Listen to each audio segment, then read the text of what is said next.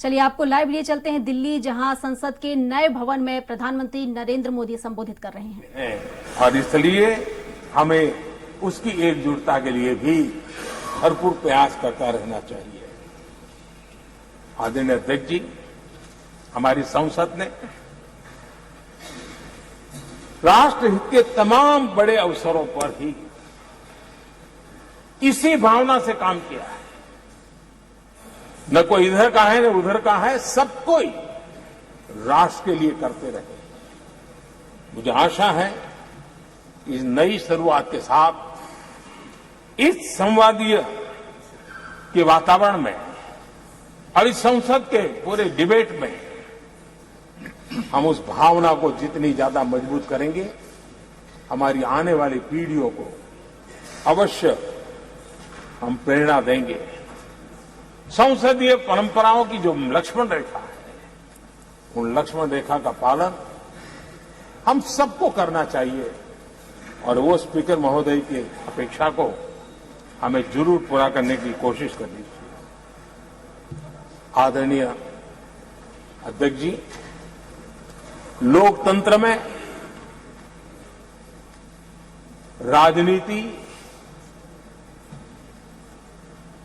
नीति और शक्ति का इस्तेमाल ये समाज में प्रभावी बदलाव का एक बहुत बड़ा माध्यम होता है। और इसलिए स्पेस हो या स्पोर्ट्स हो, स्टार्टअप्स हो या सेल्फ हेल्प ग्रुप हो, हर क्षेत्र में दुनिया भारतीय महिलाओं की ताकत देख रही है। G20 की अध्यक्षता, विमेन लेड डेवलपमेंट की चर्चा आज दुनिया इसका स्वागत कर रही है, स्वीकार कर रही है। दुनिया समझ रही है कि सिर्फ महिलाओं के विकास की बात इनफ नहीं है। हमें मानव जाति की विकास यात्रा में उस नए पड़ाव को अगर प्राप्त करना है, राष्ट्र के विकास यात्रा में हमने नई मंजिलों को पाना है, तो ये आवश्यक है कि विमेन लेड डेवलपमेंट को हम बल दें। और G20 में भारत की इस बात को विश्व ने स्वीकार किया है। महिला सशक्तिकरण की हमारी हर योजना ने महिला नेतृत्व करने की दिशा में बहुत सार्थक कदम उठाए हैं। आर्थिक समावेश को ध्यान में रखते हुए जनधन योजना शुरू की। 50 करोड़ लाभार्थियों में से भी अधिकतम महिला बैंक अकाउंट के धारक बनी है। ये अपने आप में बहुत बड़ा परिवर्तन भी है, नया विश्वास देता है। जब मुद्रा योजना रखी, ये देश गर्व कर सकता है कि उसमें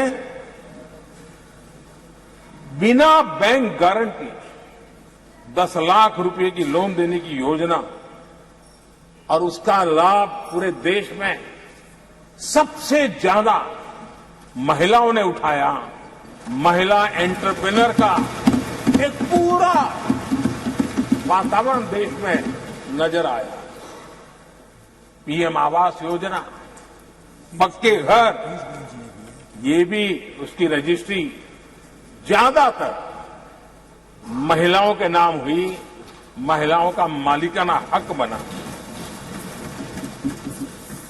आदरणीय अध्यक्ष जी, हर देश की विकास यात्रा में ऐसे माइलस्टोन आते हैं जब वो गर्व से कहता है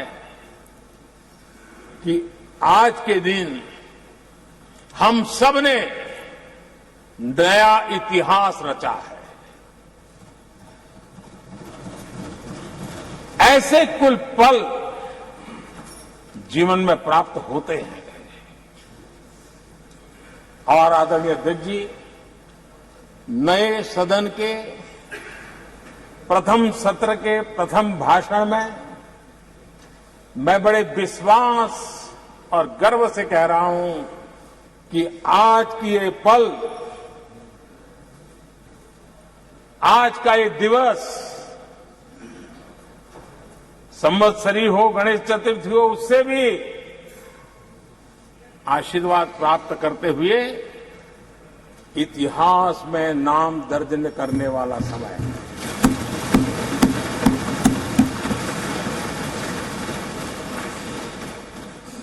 हम सबके लिए पल गर्व की पल है। अनेक वर्षों से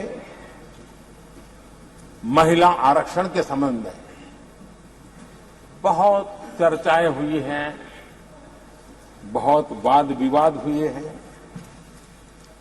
महिला आरक्षण को लेकर संसद में पहले भी कुछ प्रयास हुए हैं।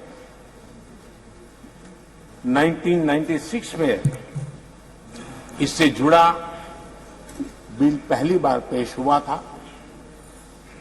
अटल जी के कार्यकाल में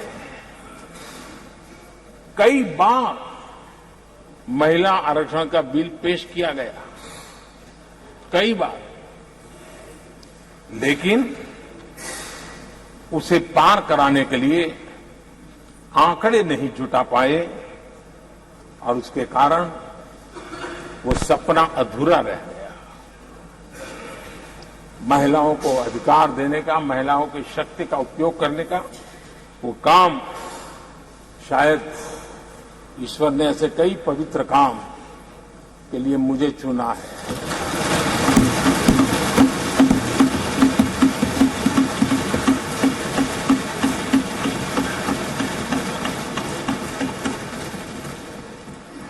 एक बार फिर हमारी सरकार ने इस दिशा में कदम बढ़ाया है। कल ही कैबिनेट में महिला आरक्षण वाला जो विधेयक है उसको मंजूरी दी गई है।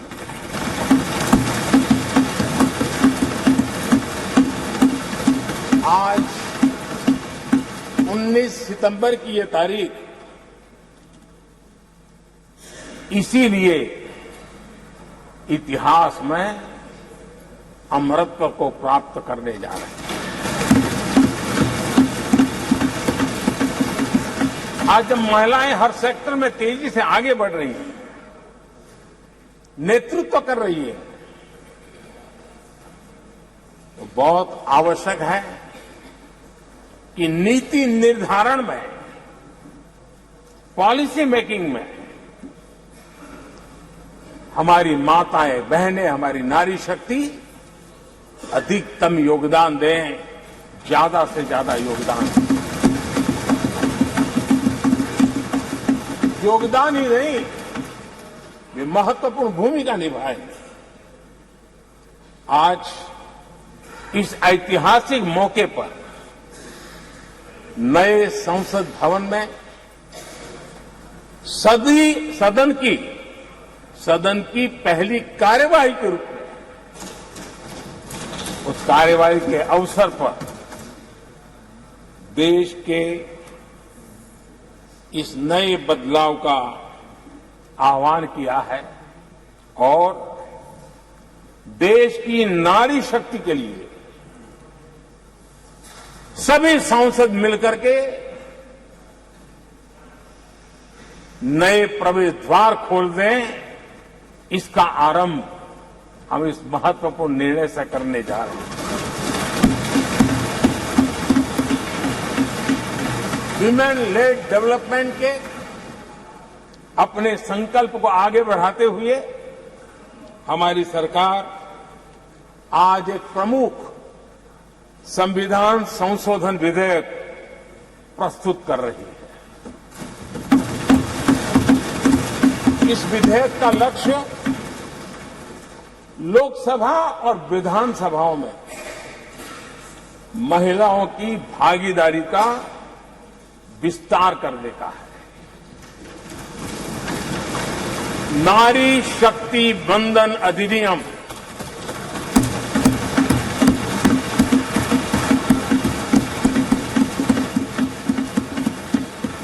नारी शक्ति बंधन अधिनियम, इसके माध्यम से हमारा लोकतंत्र और मजबूत होगा। मैं देश की माताओं, बहनों, बेटियों को नारी शक्ति बंधन अधिनियम के लिए बहुत बहुत बधाई दूंगा। मैं सभी माताओं, बहनों, बेटियों को आश्वस्त करता हूं कि हम इस बिल को कानून बनाने के लिए संकल्पबद्ध है।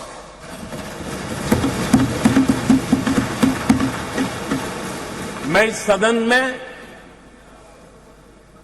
सभी साथियों से आग्रहपूर्वक निवेदन करता हूं,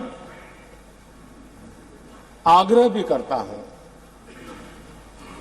और जब एक पावन शुरुआत हो रही है, पावक विचार हमारे सामने आया है, तो सर्वसम्मति से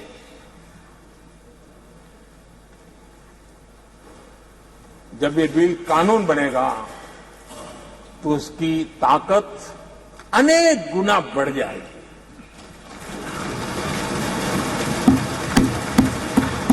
और इसलिए मैं सभी माननीय सांसदों से, दोनों सदन के सभी माननीय सांसदों से इसे सर्वसम्मति से पारित करने के लिए प्रार्थना करते हुए आपका आभार व्यक्त करता हूं कि इस नए सदन के प्रथम सत्र में मुझे आपने मेरी भावनाओं को व्यक्त करने का अवसर दिया।